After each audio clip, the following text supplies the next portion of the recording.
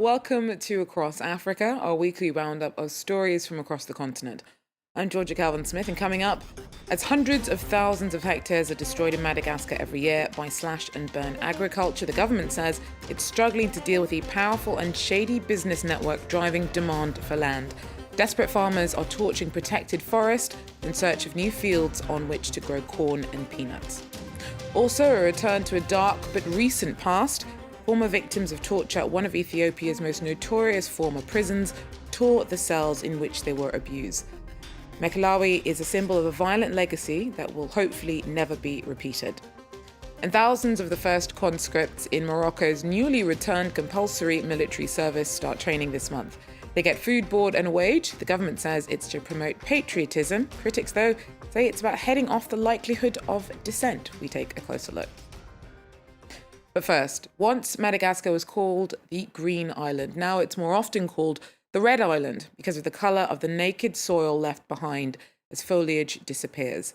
90% of Madagascar's forests have gone, mostly sacrificed to slash and burn agriculture. Mena Bay in the west is particularly badly hit, particularly since demand for peanuts spiked following a price boom in 2015. About 200,000 hectares of forest go up in smoke every year. Our correspondent sent us this report. Flames greedily devour forests on one side of a major highway. It's a familiar sight in this region. Every year, the land is torched to make way for cash crops. This part of the island used to be lush with forests, but no more, and the destruction is getting worse. We are in the heart of a protected forest. It's now off limits to most. The trees that are left are little more than charcoal. That's a clearing from last year in front of us. They come here to grow corn. Everything has gone up in smoke except those few trees left. You can see here, even the trees are all burnt down. Unemployment and population growth contribute to the savage deforestation.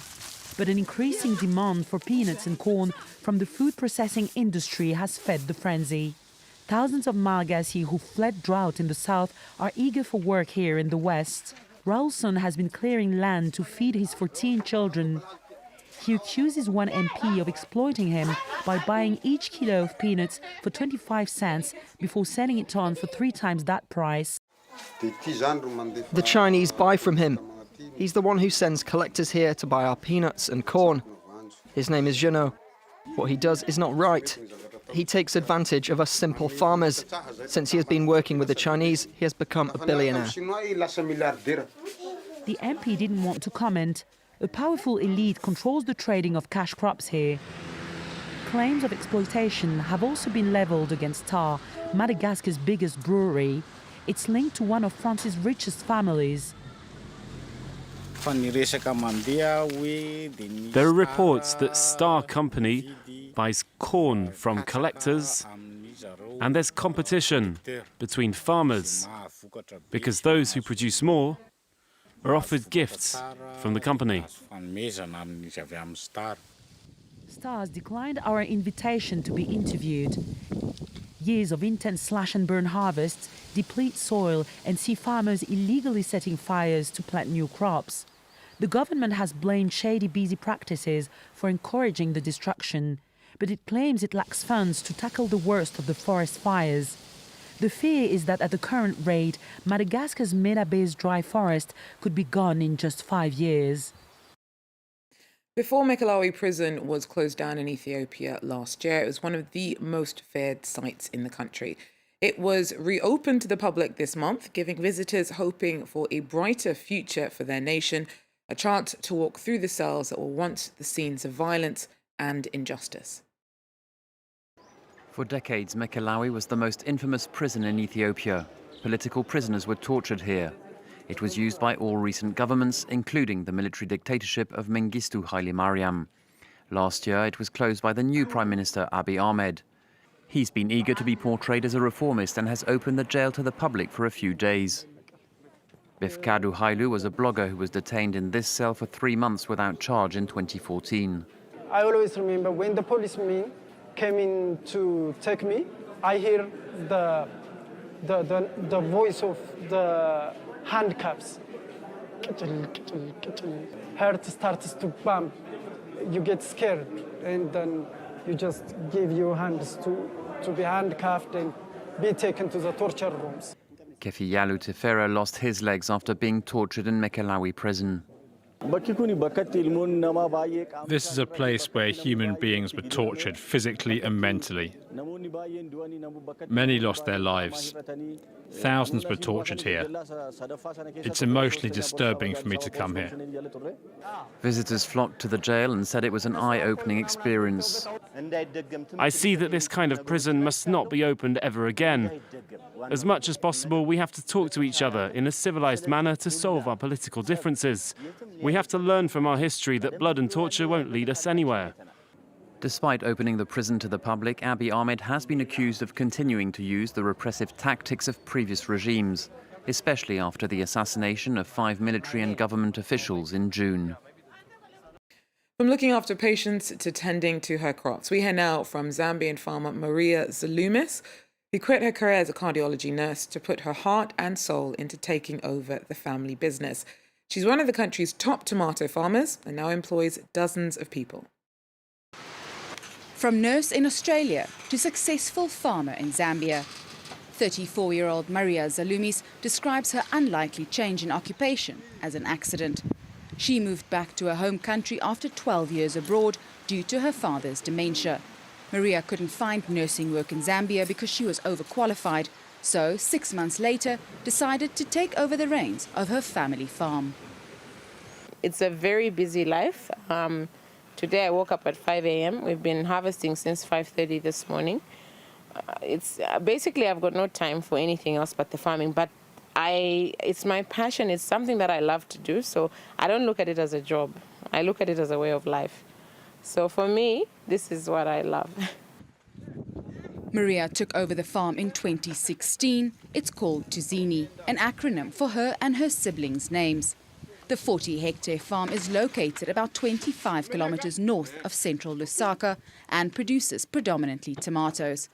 It makes around $7,500 a year, most of which is ploughed back into the farm. Maria is looking to grow her business, but remains focused on helping her community through literacy and building projects.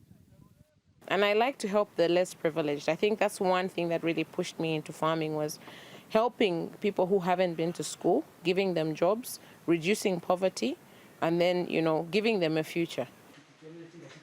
The farm employs over 70 people from local communities, including farm manager Thomas Taulu, who has been with Tuzini for about 5 years. When you're working, you need to make sure that you need to support the family. And as of that, Tuzini Farms has really helped me to get an income to help the family. Things are tough these days, but at least I've been able to help me in that one. Senzeni Ndebele is a mother of 3 and a casual worker at Tuzini Farm. Because of her work, she has been able to send all of her children to school. Now when we get paid, I pay school fees and my children can go to school. I keep paying every month and I have no problems. Maria doesn't regret the career change because for her, farming is a labour of love. After a 13-year hiatus, Morocco has brought back compulsory military service for 19 to 25-year-olds. About 15,000 people started training this month. Over 1,000 are women who voluntarily signed up. Conscripts get food, board and a monthly wage. And while some think it's a great way to promote patriotism, there is some criticism that the move is intended to suppress the likelihood of dissent. Our correspondent sent us this report.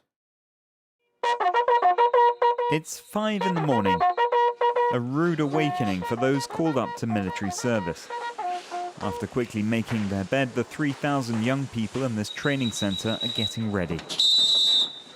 It's the same treatment for both men and women, straight out of bed and into morning exercises. Then it's a quick jog back to the dormitory for breakfast. A radical change for these young people coming from civilian life, and it can be hard to adjust to the rhythm. It's all about motivation, because when you're only one person, it's hard to go running from 5 to 6 in the morning. But in a group, it becomes easier. It becomes easy. Solidarity and discipline are some of the values taught here. The 15,000 called up to serve started basic training a few days ago with a mixture of theory and practical exercises. They've made quite a lot of progress. At the start, it wasn't easy to instill them with discipline and a sense of duty and responsibility. The primary objective was, above all, that they managed to integrate, and I think it's been quite successful in that sense. By tradition, some of the orders are given in French. Every afternoon, there are close combat exercises and obstacle courses. When we were civilians, we chose everything that we did, and we did what we wanted. When we got here, we learnt to count on ourselves. I'm very proud to be here.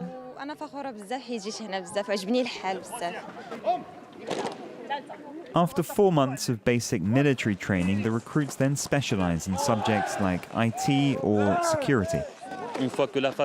Once the specialization phase is concluded, the young recruits will be better prepared to go into the working world, where they can be useful with their new skills across different domains. 65% of all the unemployed in Morocco are young people, meaning that 2/3 of these cadets volunteered, attracted by the promise of a wage and prospects. Well, that's it for Across Africa for now. Thanks very much for joining us, and do so again if you can. Take care.